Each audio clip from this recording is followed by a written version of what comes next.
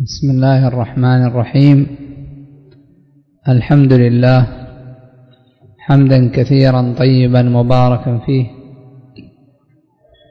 كما يحب ربنا ويرضى، وأشهد أن لا إله إلا الله وحده لا شريك له، وأشهد أن محمدا عبده ورسوله صلى الله عليه وعلى آله وصحبه وسلم تسليما كثيرا. أما بعد،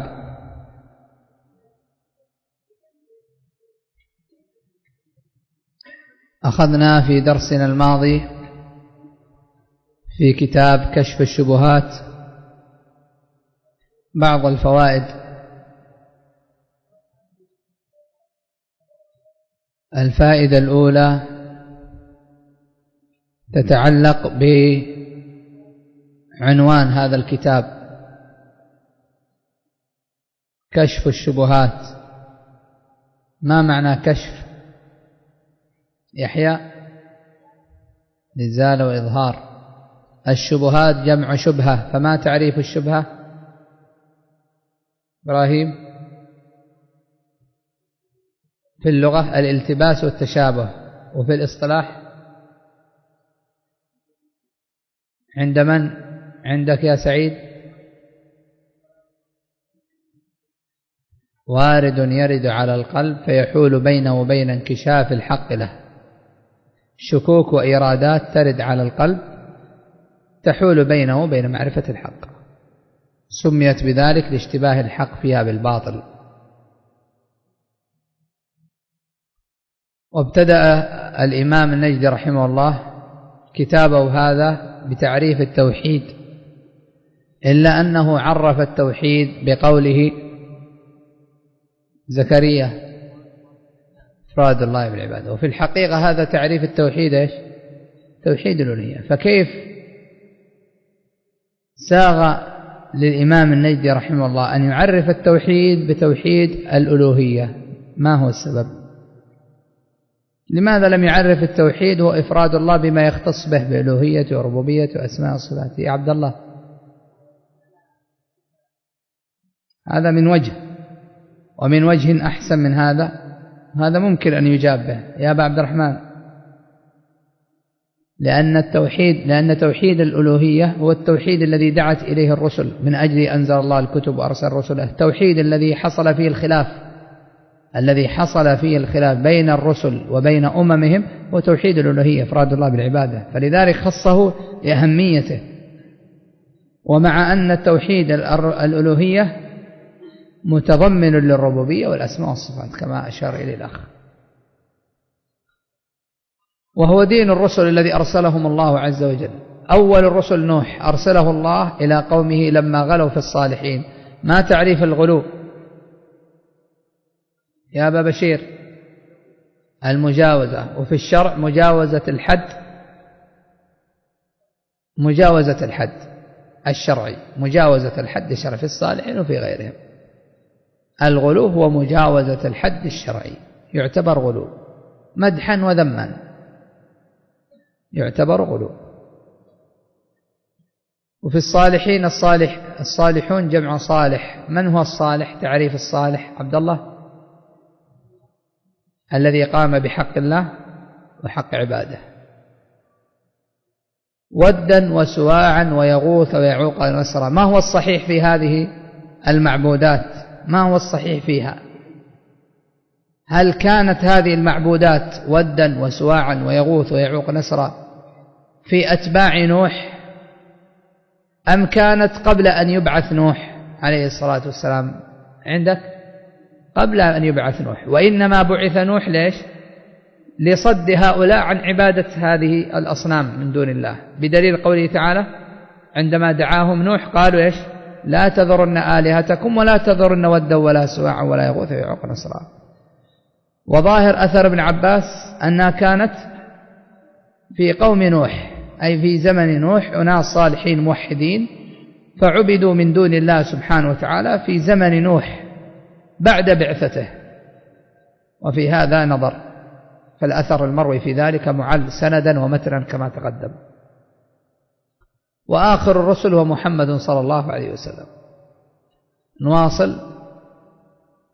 وقبل أن نواصل بقيت فائدة صح في قوله وآخر الرسل محمد، فائدة. ما الدليل على أن آخر الرسل محمد؟ ما كان محمد أبا أحد من رجالكم ولكن رسول الله وخاتم النبي. فكيف بعيسى ينزل في آخر الزمان محمد؟ هذا أمر، وقبله أمر أوضح منه أصرح. أحسنت، أن نبوة عيسى سابقة على نبوة محمد، فلا إشكال أصلا.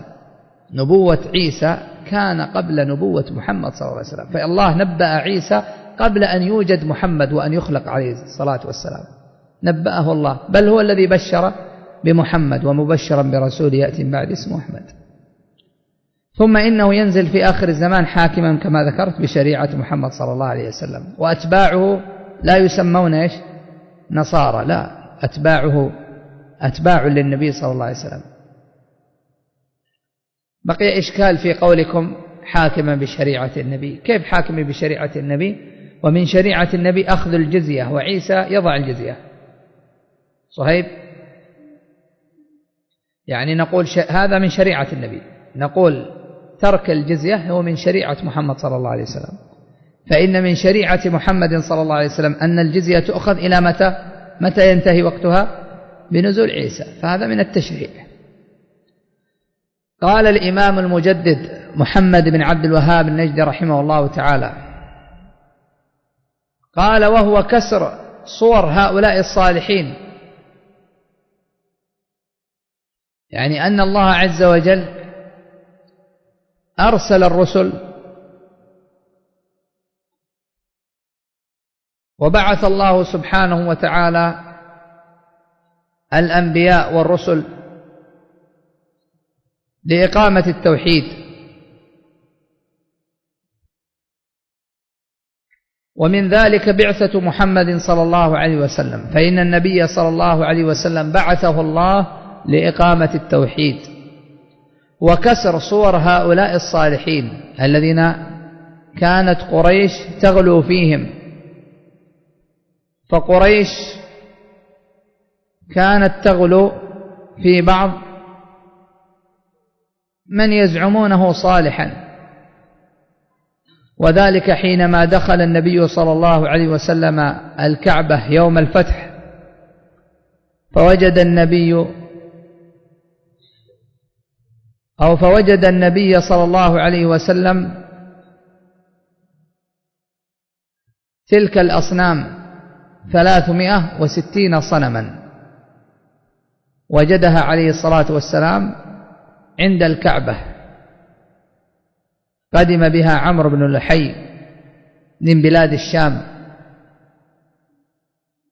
فجعل النبي صلى الله عليه وسلم يطعن هذه الأصنام بحربته ويكسرها وهو يتلو قوله تعالى قل جاء الحق وزهق الباطل إن الباطل كان زهوقا. فالله سبحانه وتعالى بعث نبينا عليه الصلاة والسلام لإقامة التوحيد وكسر الأصنام. وتأمل إلى قبح الشرك وآثاره السيئة، فهؤلاء الأصنام ودا وسواعا ويغوث ويعوق ونسرا، هذه أصنام كانت في زمن أو بعث نوح عليه الصلاة والسلام يدعو من عبدها من دون الله، يدعوهم إلى التوحيد، ودا وسواع ويغوث. ولا تزال بقيت آثار هذه الأصنام إلى زمن بعثة محمد صلى الله عليه وسلم، فلا تزال آثار الأصنام منذ زمن قديم إلى بعثة محمد عليه الصلاة والسلام. فجاء النبي صلى الله عليه وسلم وأرسله الله إلى قومه وهم قريش، وإلى الناس كافة، بعثه الله إلى قريش وإلى الناس كافة، قل يا أيها الناس إني رسول الله إليكم جميعا. وفي حديث جابر كان كل نبي يبعث إلى قومه خاصة وبعثت إلى الناس عامة. فجاء فكسر صور هؤلاء الصالحين وغيرها من الأصنام،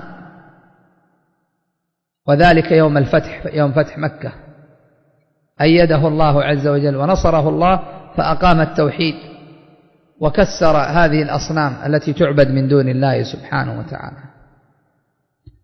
قال أرسله الله، أي نبينا عليه الصلاة والسلام، أرسله الله إلى أناس يتعبدون ويحجون ويتصدقون ويذكرون الله كثيرا، ولكنهم يجعلون بعض المخلوقات وسائط بينهم وبين الله، يقولون نريد منهم التقرب إلى الله ونريد شفاعتهم عنده، مثل الملائكة وعيسى ومريم وناس غيرهم من الصالحين. هذه الجملة أراد الإمام النجدي رحمه الله أن يبين فيها معنى الشرك. أراد الإمام النجدي رحمه الله أن يبين بهذه الجملة معنى الشرك الذي يجهله كثير من الناس، فإن كثيرا من الناس يجهلون معنى الشرك ويظنون أن الشرك هو أن لا يعبد الله عز وجل، ويظنون أن الشرك هي مجرد عبادة الأصنام واعتقاد أنها تخلق وترزق وتنفع وتضر من دون الله. ويظن بعضهم أن كفار قريش ما كانوا يصلون أو ما كانوا يتعبدون ولا يحجون ولا يتصدقون. فأراد الإمام النجدي رحمه الله يبين لنا معنى الشرك، وأن الشرك هو صرف العبادة لغير الله. فلو كان الإنسان يعبد الله ويصلي ويصوم ويتصدق ويحج ويذكر الله كثيرا، إلا أنه يتخذ وسائط يدعوهم من دون الله أو يتوسط بهم إلى الله ويتقرب بهم إلى الله، فإننا نقول هو مشرك كحال المشركين الذين بعث إليهم نبينا صلى الله عليه وسلم. قال الشيخ أرسله الله إلى أناس يتعبدون، فكفار قريش كانوا يتعبدون لله بأنواع من العبادات، ويحجون، كانوا يحجون ويطوفون حول البيت ويقولون لبيك لا شريك لك إلا شريكا هو لك تملكه وما ملك، ويتصدقون ويذكرون الله كثيرا، ولكنهم، انظر ما هو الشرك، يجعلون بعض المخلوقات وسائط بينهم وبين الله، جعلوا بين الله وبينهم وسائط، واسطة بينهم وبين الله عز وجل. وهذه الوسائط اتخاذها من الشرك المخرج من الملة، كما ذكر الإمام النجدي رحمه الله في نواقض الإسلام: من جعل بينه وبين الله وسائط يدعوهم من دون الله ويتوسل بهم كفر إجماعا.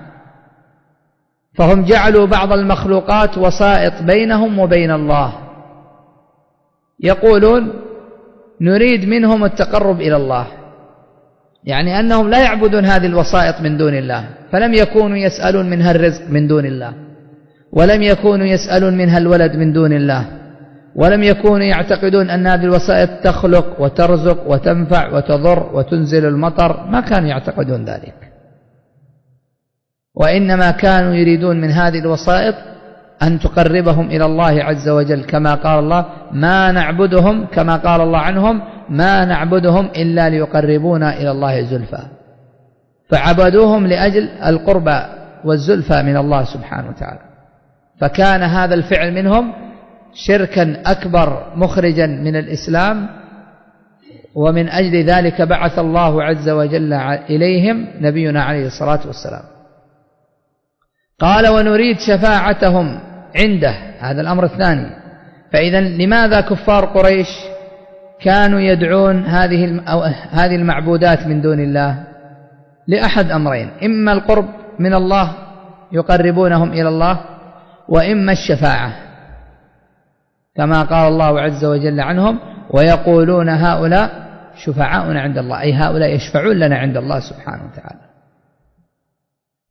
مثل من هؤلاء الذين كانوا يتخذونهم شفعاء أو قربا عند الله؟ قال مثل الملائكة.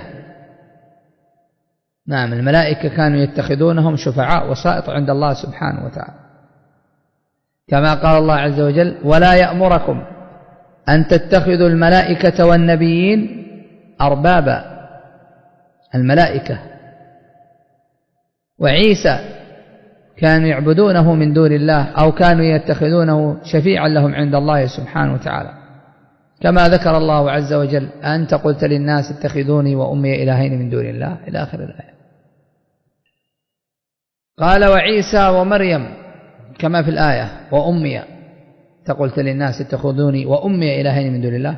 وأناس غيرهم من الصالحين، أناس غير من الصالحين كثير، مثل الذي كان يلت السويق، كان يطعم الحجاج، رجل صالح، فبات فعكفوا على قبره واتخذوا قبره مكانا يدعون الله عز وجل، ويتخذون هذا الرجل شفيعا لهم عند الله عز وجل.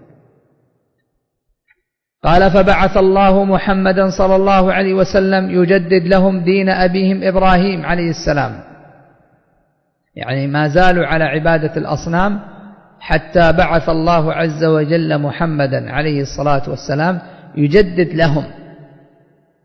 فالأنبياء يجددون دعوة التوحيد، ودعوة التوحيد أصلها أو دعوة التوحيد هي ملة إبراهيم.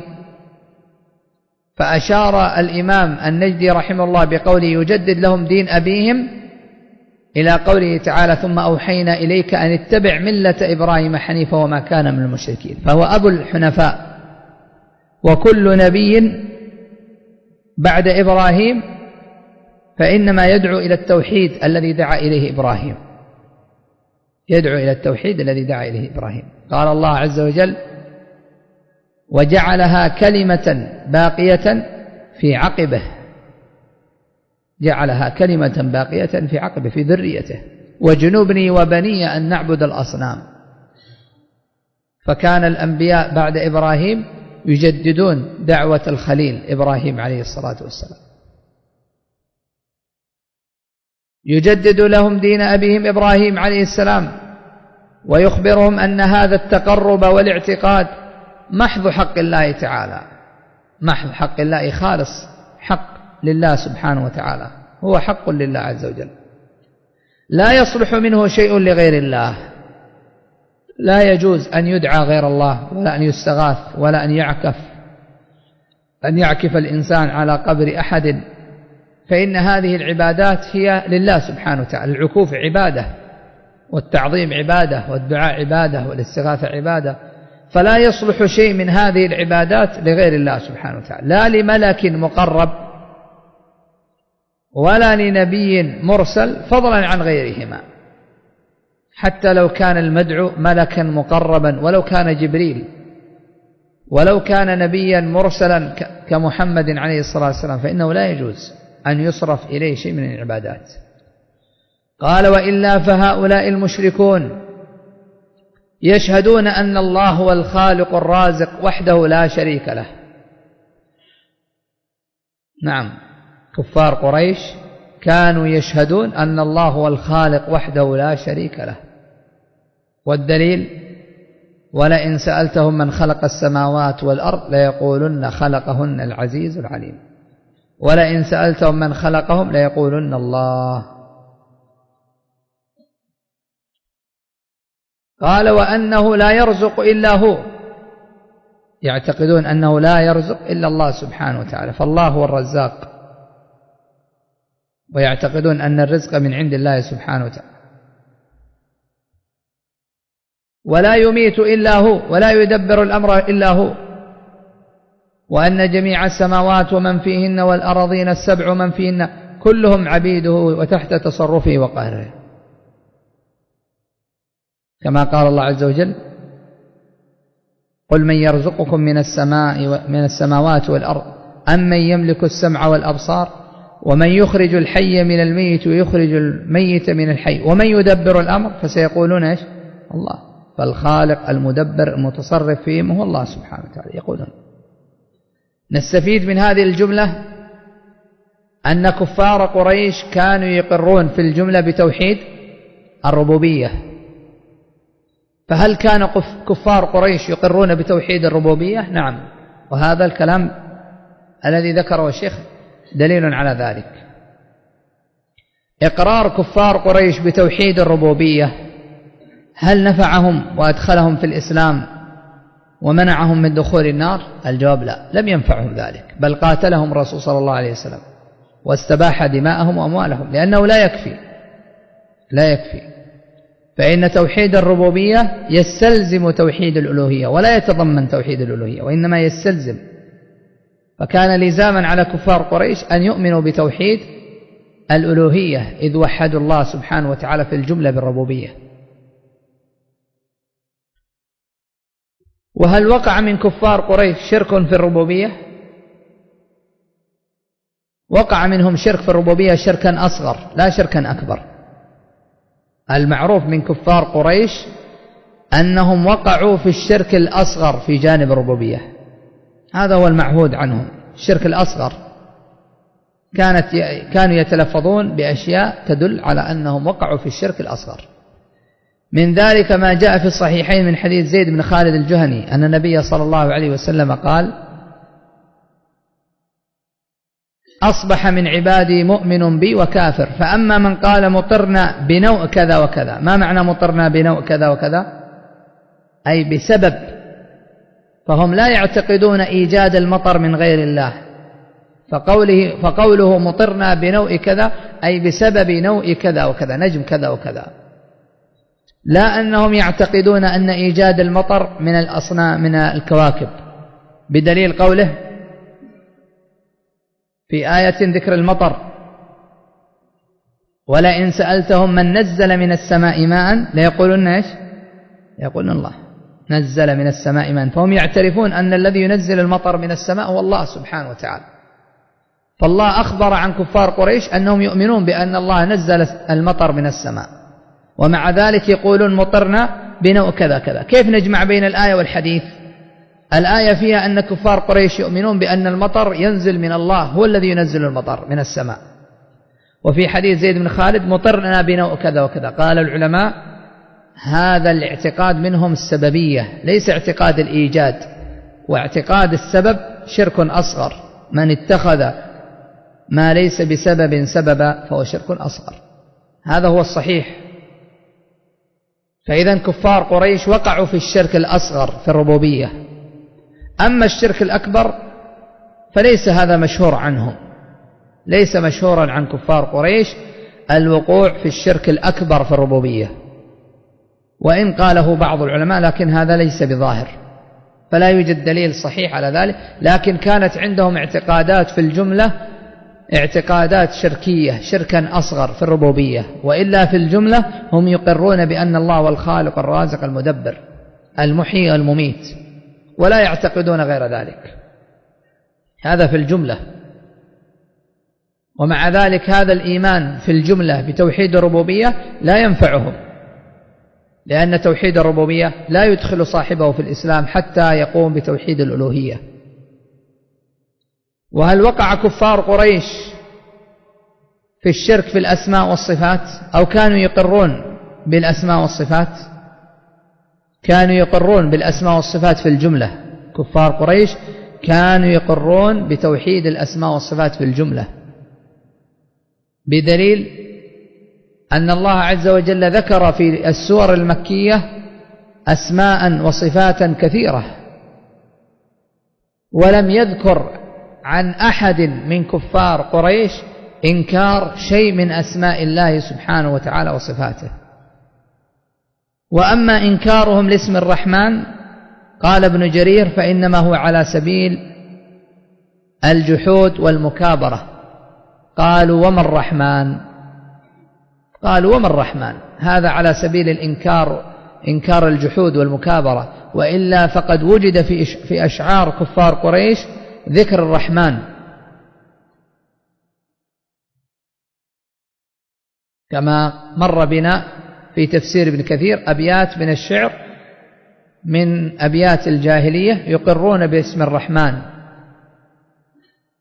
فهم يقرون بذلك.